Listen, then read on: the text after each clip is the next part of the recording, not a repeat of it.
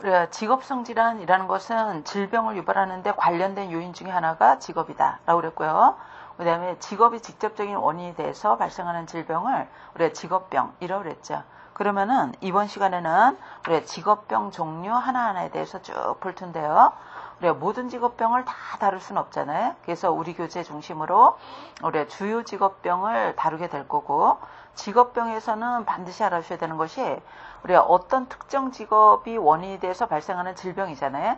어떤 직업에서 어떤 직업병이 올 수 있는가 연결하셔야 되고, 그 다음에 우리가 직업병도 조기 증상이 있어요. 그래서 우리가 조기에 어떤 사인들이 나타나는가 빨리 우리 예방하는 게 제일 좋지만은 예방하지 못하는 경우에는 조기에 증상이 있을 때 빨리 발견해서 조치를 취해야 되잖아요. 그래서 조기 발견하기 위한 증상들, 우리가 증상들에는 어떤 것이 있는가, 그다음에 발견됐다면 우리가 어떤 대책이 필요한가, 이런 거 중심으로 우리가 살펴볼 거다라고 볼 수 있습니다. 예, 그리고 원인은 뭔가 이렇게 다 해야 되죠. 죄송하지만. 그래서 우리가 직업병에서 나올 수 있는 문제가 직업병의 원인 나올 수 있겠고, 증상 나올 수 있겠고, 뭐 대책 나올 수 있겠고, 뭐 직업하고 직업병 연결하는 문제 나올 수 있고, 이런 것들 좀 대비하시면서 이제 들어가셔야 돼요.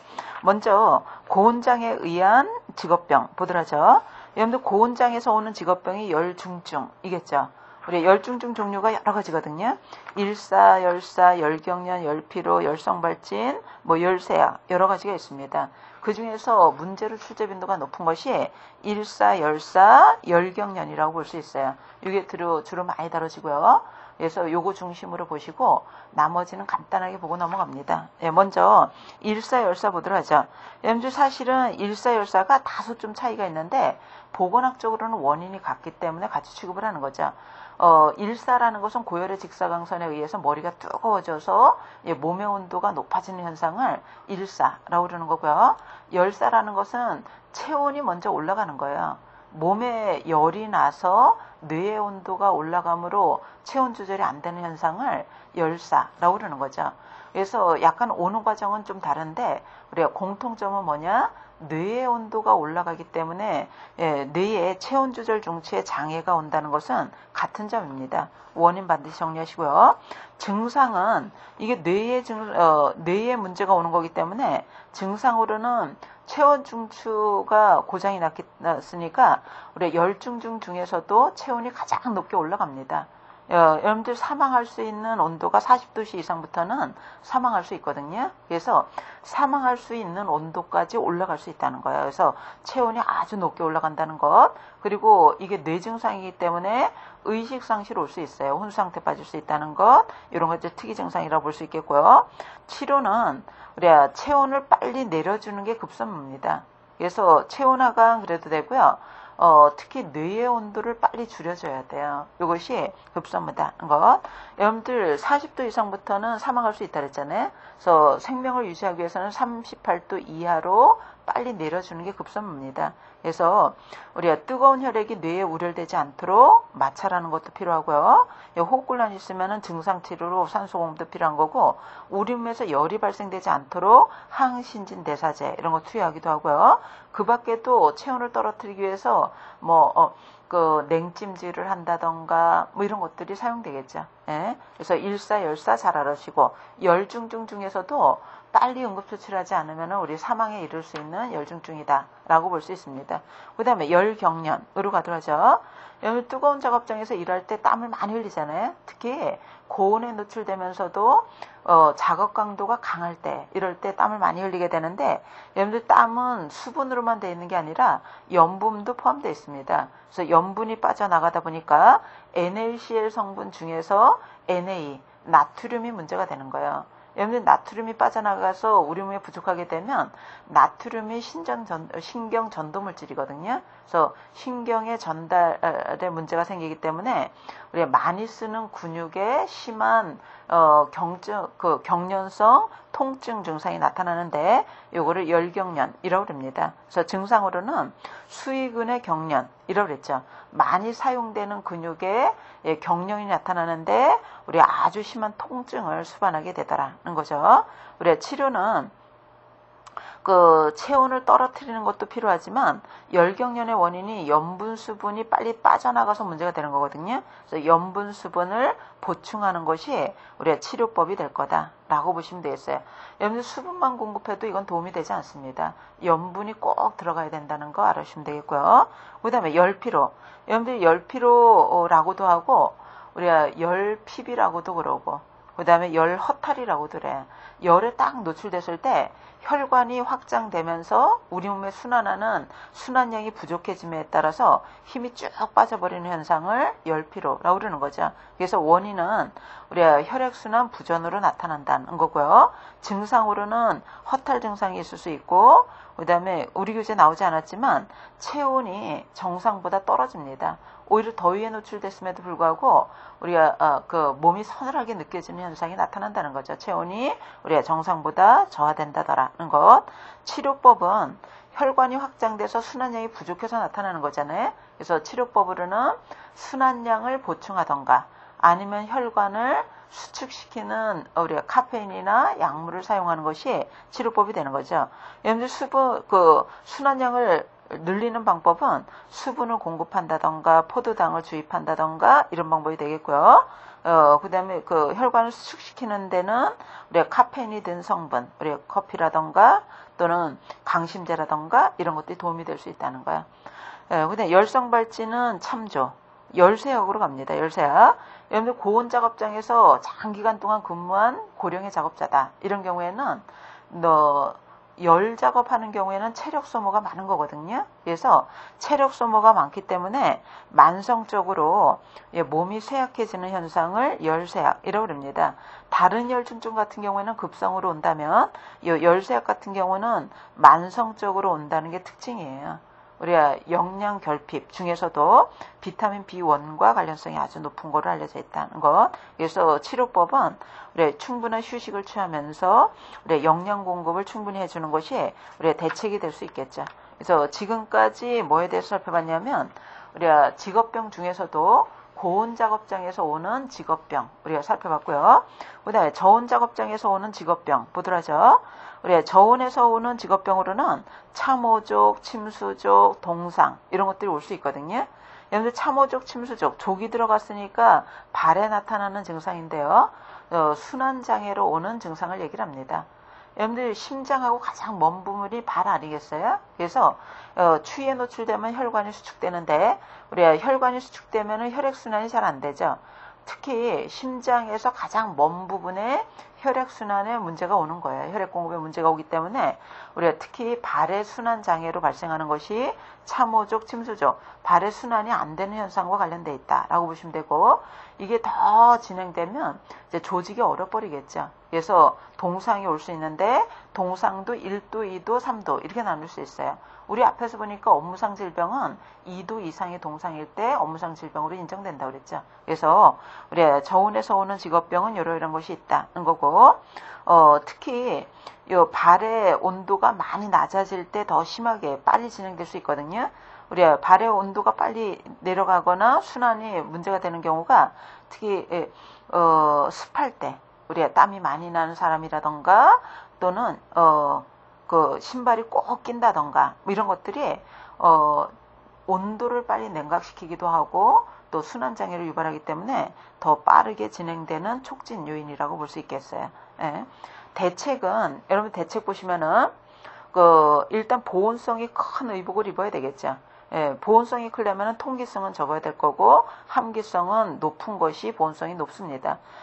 그리고 저온 작업장에서 일하는 경우에는 우리가 특히 신발 같은 건 넉넉하게 그죠? 쪼이지 않도록 할 것, 그리고 양말은 두꺼운 거, 우리가 그 습기가 차지 않도록 할 것, 이런 것들 유념해야 될 거다라고 보시면 되겠고요. 예, 이상기압으로 인한 직업병으로 이제 넘어갑시다. 지금까지 우리가 온도 이상으로 오는 직업병에 대해서 살펴봤고요. 그 다음에 이상기압으로 오는 직업병 보도록 하죠. 여러분들 우리 환경보건에서 대기의 압력이 얼마라고 그랬냐면 1기압이라고 그랬죠. 우리가 숨쉬는 공기의 압력이 1기압. 우리가 압력을 느끼지 못하는 이유는 모든 방향에서 1기압이 그 압력을 받기 때문에 실제로는 느끼지 못합니다. 그러나 대기의 압력은 1기압이다는 거고요. 여러분들 1기압의 공기에서 질소가 78, 산소가 21이라고 그랬죠. 공기의 대부분의 성분이 질소와 산소로 구성되어 있어요. 근데 정상기압에서는 우리가 숨 쉴 때 질소는 78%가 들어갔다가 그냥 다 나옵니다. 인체에 아무런 영향을 주지 않는다는 것. 산소는 공기 중에 21%가 존재하는데 우리가 숨 쉴 때 들어가서 4 내지 5%가 사용되고 17%가 다시 나오거든요. 예, 그래서 우리 그 보통 정상기압에서는 숨 쉴 때 들어가는 공기에서 산소만 취하고 나머지는 다 나옵니다. 예, 그런데 정상기압이 아닌 이상기압에서는 이게 문제가 생기더라는 거예요. 여러분들 거기 이상기압에서 동그라미 1번이 있잖아요. 거기 제목이 빠졌죠. 제목이 여러분들 이상기압, 예, 이상기압, 정상기압이 1기압이니까 1기압보다 높거나 낮으면 이상기압이 되는 거예요. 이상기압으로 인한 건강장애도 거기 동그라미 1번은 뭐에 대한 거냐면 고압장애인 거예요. 그러니까 예, 고압장애에 대해서. 그래서 고압장애 동그라미 2번은 제목이 붙여져 있죠. 저압장애를 설명한 거죠. 저압장애. 여러분들 그 대기압력보다 높은 압력에서 일하게 되면 고압으로 인해서 여러 가지 신체 그 질병 증상이 나타납니다. 우리가 보통 압력에서 보다 높은 압력에서는 공기 중에 그 질소가 우리 몸에 들어가서 다 나오지 않는다고 그래요. 다 나오지 않기 때문에 우리가 우리 몸에 질소가 계속 축적됐다가 나중에 이게 기포로 형성되면서 혈관 속에 우리가 순환장애를 유발해서 여러 장기에 손상을 주는 걸로 알려져 있거든요. 이게 고압장애예요. 특히 이 고압장애 같은 경우에는 고압에서 일하는 사람들이 오는 질병인데요. 우리가 잠수부가 많이 온다 그래서 잠안병이라고도 하고요. 잠안병이라고도 하고 그 다음에 이 고압장애는 공기 중에 질소 성분이 고압에서 들어가서 우리 인체에서 다 나오지 못하고 축적돼서 문제가 된다 그랬잖아요. 근데 요 가스가 발생돼서 순환장애를 유발해서 질병이 오는데 우리 몸에 축적됐던 가스가 발생되는 거는 압력이 감소되면서 가스가 발생됩니다. 그래서 감압되면서 증상이 나타난다 그래서 감압병 또는 감압증이라고도 그래요. 예. 잠수부가 많이 온다 그래서 잠안병. 예, 감압되면서 기포가 형성돼서 질병을 유발하더라. 감압증이라고 그러는 거죠. 예. 예, 이런 현상을 얘기한다더라. 우리 증상은 관절, 그 다음에 호흡곤란이니까 호흡기 계통, 신경계통 뭐 이런 쪽으로 영향을 주는 걸로 알려져 있어요. 심하면 마비가 나타나는 걸로도 알려져 있습니다. 예. 직종은 잠수작업, 잠수부, 그 다음에 해녀 이런 사람들 관계 있고요. 거의 공군비행사는 지우셔야 돼요. 예, 이건 지우시고. 예, 왜 그러냐면 공군 같은 경우는 높은 지대에서 일하는데 우리 항공기에서 오랜 생활을 보낸 사람들 있잖아요. 이런 경우는 고압이 아니라 저압이에요. 그래서 그 고압장애 유발하는 직종에서는 공군 비행사를 빼는 게 맞습니다. 뺀다는 것. 그러면 몇 기압 이상에서 이 잠압병, 감압증이 나타난다고 알려져 있냐면요. 이상기압이 1기압 이상이면은 고압장애가 유발될 수 있대. 특히 이 잠안병, 감압증이 유발되는 거는 4기압 이상. 압력을 받을 때 주로 나타나는 걸로 알려져 있거든요. 여러분들 대기압의 압력이 1기압이라고 그랬으니까 수압이 3기압 이상 받을 때 올 수 있다는 거예요. 수압이 3기압은 30m 이상입니다. 그래서 30m 이상의 물의 압력을 받는 직업을 갖고 있는 경우에는 다 올 수 있겠구나. 이렇게 보시면 되겠고요. 그 다음에 저압 환경으로 가도록 하죠. 저압장애. 여러분들 고압장애에서는 질소가스가 문제가 됐다면 압력이 낮은 경우에는 공기 중에 뭐가 문제가 되냐면 이건 질소가 문제가 된다고 했잖아요. 이 저압장애는 공기 중에 성분 중에 산소가 문제가 되는 거예요. 압력이 낮아질수록 산소 함량도 적을 뿐 아니라 우리 몸에 포화될 수 있는 산소 분압도가 떨어지는 걸로 알려져 있어요. 그래서 우리 3km 이상 고지대에서 주로 생활하는 사람들이 나타날 수 있는데 직업병으로 발정하는 거는 보통 7km 이상의 상공에서 주로 오랜 시간을 보낸 사람들이 나타나는 걸로 알려져 있습니다. 주 증상은 산소 부족증이라고 보시면 돼요. 산소 부족증. 그래서 거의 증상으로는 우리가 그 교재에 나오지 않았는데 산소 부족증 이렇게 썼어요. 산소 부족증이 가장 우리의 일반적인 증상. 그 밖에 나타날 수 있는 것이 뭐 난청이라던가 뭐 이런 것도 나타날 수 있다는 거죠. 근데 산소 부족증 이걸 기억하셔야 돼. 직진이 나타난다는 것. 우리의 직종은 우리가 높은 지대에서 오래 생활하는 사람들, 고산 작업자라던가 그 다음에 고공비행을 하는 사람들, 조종사라던가 승무원이라던가 공군비행사라던가 이런 사람들이 오겠죠. 그죠? 근데 여객기보다는 특히 뭐가 문제가 되냐면 압력 조절 장치가 되어 있지 않는 비행을 하는 사람들이 주로 오는 거로 알려져 있어요. 네. 그래서 이상기압으로 인한 우리의 장애, 우리가 살펴봤고요. 그 다음에 소음으로 넘어가도록 하죠. 소음으로 인한 직업병 봅시다. 여러분들 작업장에서 유해 요인을 조사했더니 우리나라에서 1위가 소음이에요. 2위가 먼지, 3위가 가스 뭐 이런 순으로 조사됐답니다. 그래서 소음은 특히 보건학적으로 의미가 우리가 작업장 중에서 유해 요인 중에 가장 많이 노출되는 유해 요인이다는 데서 일단 의미가 있죠. 그러면 소음에 노출됐을 때 어떤 영향이 있는가? 여러분들 소음에 노출되게 되면은 요 소음으로 인한 영향은 생리적으로도 그 영향이 있고요. 우리가 생리 기능에 그 신체적으로도 어떤 부정적인 영향이 있고, 그 다음에 귀에 특히 증상이 오는 거로 알려져 있죠. 난청이 나타날 수 있고, 기타로는 우리가 산업체라면은 작업 능률도 떨어질 수 있는 거고, 학교라면은 학습 능률도 떨어질 수 있겠죠. 뭐 이런 부차적인 영향도 있다더라는 것. 그러면 요 생리적인 영향, 신체적으로는 어떻게 영향을 준다라고 그러냐면, 우리 몸이 소음에 노출되잖아요. 소음은 스트레스로 받아들인다고 그래요. 인체에서. 그래서 스트레스를 받게 되면은 자율신경계통이 흥분됩니다. 그래서 여러분들 교재에 자율신경이 흥분되기 때문에 이 인체에 미치는 영향은 혈압맥박이 올라가요. 자율신경이 흥분되면은 혈압맥박이 올라가고, 그 다음에 호흡 억제 그랬는데 호흡수도 올라갑니다. 우리가 호흡 억제 대신 호흡수 증가 이렇게 알아주시는 게 맞아요. 호흡수가 증가되고, 그 다음에 근육 긴장도가 증가되고 이런 영향이 있다는 거예요. 생리적으로는. 그래서 뭐 그런 영향이 있구나 이렇게 알아주시면 되겠고요. 무엇보다도 소음에 장기적으로 노출되잖아요. 이렇게 되면 잘 못 듣게 되더라는 거예요. 우리 시험 문제는 여기에 주로 포커스를 두고 문제로 다뤄지는 경향이 있다라고 보시면 되겠어요. 그래서 이 난청 증상이 오는데 여러분들 소음으로 인한 난청 뭐 여러 가지가 오겠지만은 일단 두 가지만 알아주시면 돼요. 우리 일시적으로 오는 경우가 있고 영구적으로 오는 경우가 있어요. 영구적으로 오는 경우가 있다는 것. 여러분들 일시적으로 오는 거는 아주 높은 소음에 노출됐다. 이럴 때 일시적으로 잘 못 듣게 된다는 거죠. 이거 왜 오냐면 우리 귀에 그 뇌와 귀로 연결되어 있는 우리 신경, 그죠? 청신경이 피로 현상이에요. 파괴되지는 않았지만 신경이 피로한 증상으로 일시적으로 잘 못 듣게 된다는 거죠. 그래서 일시적이기 때문에 요거는 일시적으로 나타나는 거고, 그죠? 일시적으로 나타난다는 것은 다시 원래로 돌이킬 수 있어요. 우리가 가역적이다 이렇게 볼 수 있습니다. 가역적으로 다시 돌이킬 수 있는 난청이라는 거죠. 주로 이게 4,000에서 6,000Hz 요 주파 범위에서 주로 나타나는 거로 알려져 있고요. 가역적인 거니까 휴식을 취하면 원상복귀가 될 거라는 거예요. 이게 특징. 중요한 거는 얘입니다. 영구적 난청. 여러분들 영구적 난청을 뭐라고도 하냐면 우리가 소음성 난청이라고도 하고 또는 직업성 난청이라고도 그래요. 그래서 직업성 난청이라고 부릅니다.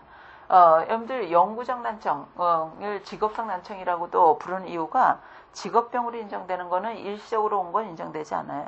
영구적으로 오는 경우가 직업병으로 인정한다더라는 거고요. 영구적 난청 같은 경우에는 신경 피로가 아니라 신경이 우리 파괴돼서 우리 청신경이 파괴돼서 나타나는 거고요. 요거는 영구적으로 오는 거죠. 우리 휴식을 취하더라도 돌이킬 수가 없어요. 그래서 우리 불가역적이다 이렇게 볼 수 있고 불가역적. 여러분들 요 영구적 난청 같은 경우에는 3,000에서 우리 6,000 헤르츠, 주파 범위에서 주로 오는 거로 알려져 있고요. 근데 특이하게 어떤 증상이 있다고 그러냐면 요 3000에서 6000 사이에서 잘 못 듣게 되는데 그 중에서도 요 4000헤르츠에서 특히 청력 손실이 심한 걸로 알려져 있어요. 그래서 4000헤르츠에서 시작하면서 여기서 가장 청력 손실이 심하답니다.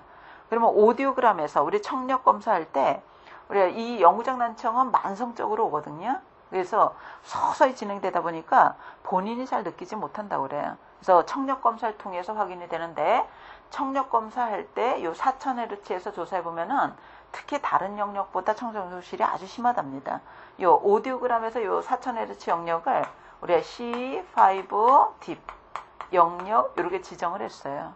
그래서 우리가 4000Hz에서 특히 못 듣게 되는 C5 딥 현상이 있다는 것도 이 영구적 난청의 특징입니다. 예. 요 영구적 난청의 특징은 이런 특징도 갖고 있고요. 그리고 한쪽으로 오는 경우가 없다고 그래요. 늘 양측성으로 양쪽이 같이 온다더라. 여러분들 오른쪽에 소리가 계속 노출됐다 그래서 오른쪽만 잘 못 듣게 되는 게 아니라 늘 양쪽으로 오는 거로 알려져 있어요. 예. 그래서 노화로 오는 거라던가 뭐 어떤 다른 질병의 후유증으로 오는 거하고도 좀 다른 특성을 갖고 있다더라는 거죠. 그래서 요 일시적 난청, 영구적 난청 우리가 살펴봤고요. 교재 보시면은 우리가 소음의 허용 한계에서 나온 거 있죠. 소음의 허용 한계. 여러분들 소음에 대한 기준은 그 장소에 따라서 근거법이 다 달라요. 작업장은 산업안전보건법, 학교는 학교보건법. 그 외에 우리가 보통 사람들이 생활하는 곳은 환경 기준을 적용합니다. 우리 저 앞에 환경보감하면서 환경 기준 아마 프린트가 나갔을 그 보충 자료로 나갔을 거예요. 환경 기준에 대기, 소음, 수질 이렇게 들어가 있었죠. 거기서 소음 환경 기준이라는 게 있거든요. 보통 사람들이 생활하는 환경에서는 그 소음 환경 기준을 적용한다는 것. 그러면 여기서 우리 규제에서 소개하고 있는 소음의 허용 한계에서 나온 거는 요거는 어디에 적용하는 거냐면 작업장에 적용하는 거기 때문에 우리가 산업안전보건법에 의한 소음의 허용 한계를 얘기했구나. 이렇게 보시면 되겠어요. 그래서 요거는 일반 생활 환경에는 적용하지 않고 작업 환경에만 적용하는 기준입니다. 우리가 작업 환경에만 적용하는 요 소음의 기준은 일단 기본 원칙이 8시간 기준이에요. 8시간 90dB를 기준으로 하고 있고요. 여기에다가 뭘 적용하냐면 오류를 적용합니다. 오해 법칙을 적용한다는 것. 이 오해 법칙이라는 것이 뭐냐면 8시간 90dB를 적용하는데 5dB씩 증가할수록 우리가 허용 시간은 절반으로 줄인다는 법칙이 오해 법칙이에요. 그래서 8시간 90dB 우리가 요 5dB이 올라갔으면 허용 시간을 반을 줄이는 거니까 4시간.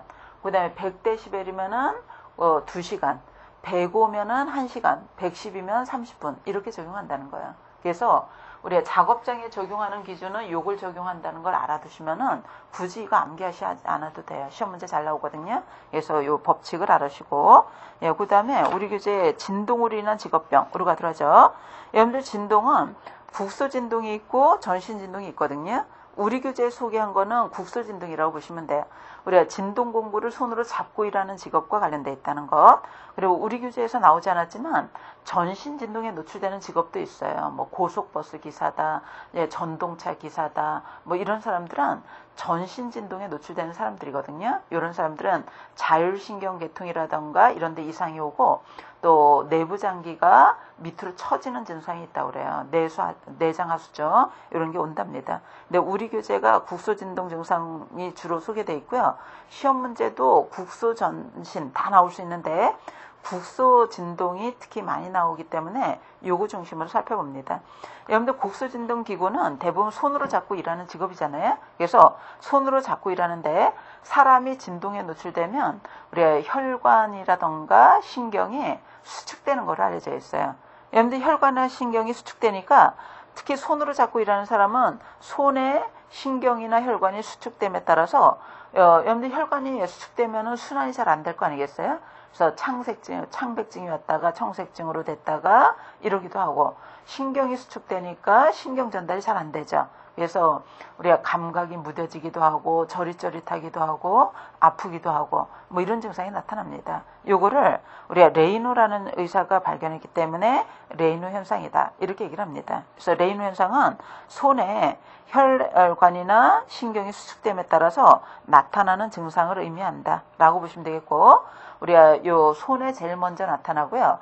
진동이라는 게 전달되는 거잖아요. 그 다음에는 팔꿈치, 그 다음에는 어깨, 그 다음에 전신으로 확대 이렇게 될 수 있다는 거예요. 특히 레이노 현상은 손에 나타나는 증상을 얘기한다더라는 거고, 그러면은 요 진동을 인한 영향은 혈관이나 신경이 수축돼서 나타나는 현상 아니지, 증상이죠.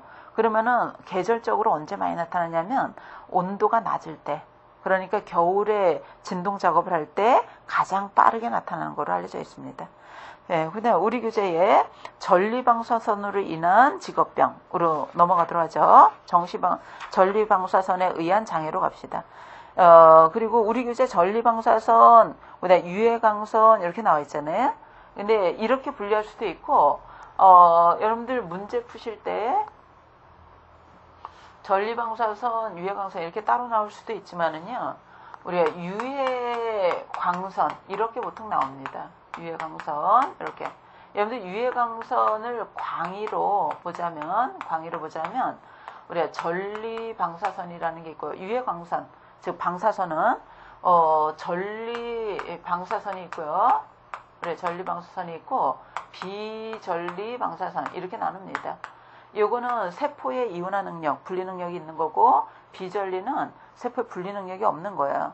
그래서 전리방사선은 세포의 분리 능력이 있기 때문에, 이온화 능력이 있기 때문에 인체에 다 유해합니다. 그래서 여기에 들어가는 게 알파, 베타, 감마선, X선, 양성자, 중성자 이런 것들이 전리방사선이에요. 인체에 다 해롭다. 요거 알아주시면 되고, 그 다음에 비전리방사선, 요거를 우리가 협의의 유해광선이라고 그래요. 유해광선,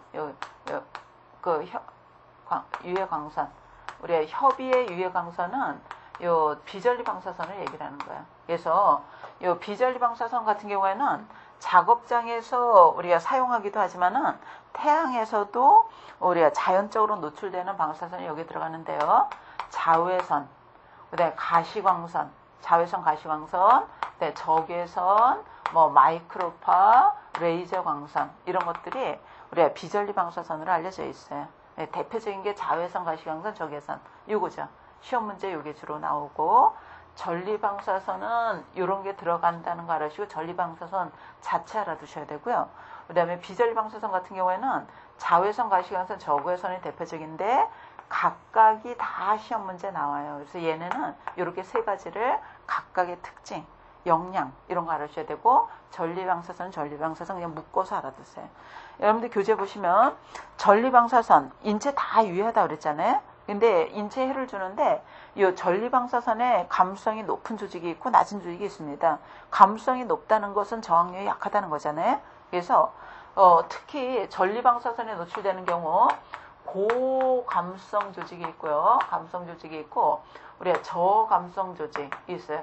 고감성 조직에서도 제일 감성이 높은 게 골수, 그 다음이 인파 조직, 그 다음이 생식선이에요.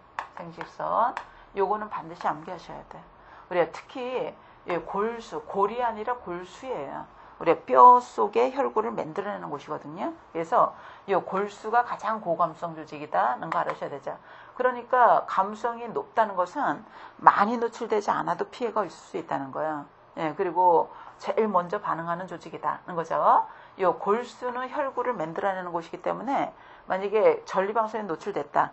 우리가 적혈구 형성 장애로 빈혈이 올 수도 있고, 백혈구 형성 장애로 우리가 감염증이 유발될 수도 있고, 또 그 밖에 또 장기적으로 노출된다. 이런 경우에는 골수성 백혈병이 올 수도 있고, 이런 문제가 오겠죠. 그 다음에 인파에 문제가 생기면은 이것도 우리 몸에 방어에 문제가 생기는 거예요. 이런 문제가 생길 수 있고, 생식선에 영향을 주면 불임증이 올 수 있겠죠. 그래서 고감성 조직은 뭐뭐뭐다 각각 영향을 주면은 어떤 증상이 오겠구나. 요거는 상식적으로 알 수 있는 내용이고요. 특히 고감성 조직, 가장 고감성 조직이 골수입니다. 저감성 조직 같은 경우에는 우리가 뼈라는 거예요. 뼈의 단단한 부분이라던가, 그 다음에 신경이라던가, 근육 같은 경우에는 이런 것들은 저감성 조직이에요. 크게 영향을 주지 않는 걸로 알려져 있습니다. 요것 뺀 나머지는 다 중등이에요. 한 중간 정도 피해가 있다더라. 이렇게 보시면 되죠. 예.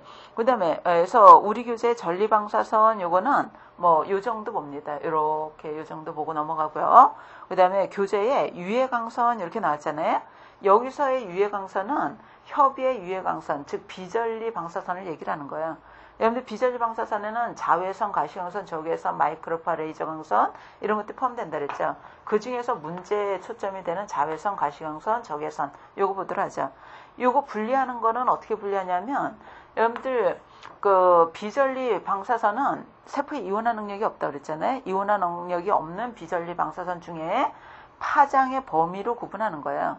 자외선 같은 경우에는 우리가 자외선 같은 경우는 비전리 복사선 중에서도 우리 2000에서 우리가 4000 옹스롬 요거는 딱 여기까지다 라기보다 2000보금부터 4000보금까지의 비전리 복사선 방사선을 우리가 자외선이라고 그럽니다. 자외선도 우리가 CBA 이렇게 나누죠. UVC, UVB, UVA라고 나누는데 이 UVB를 중자외선이라고 그러는 거예요. 그래서 요 2000에서 4000 파장 중에서도 2800에서부터 3200 옹스롬의 파장을 중자외선이라고 그러는데 요거는 우리 인체 건강에 꼭 필요하기 때문에 건강선이라고도 그래요. 비타민 D 합성한다던가 하는데 꼭 필요하거든요. 그래서 건강선이라고도 부르고요.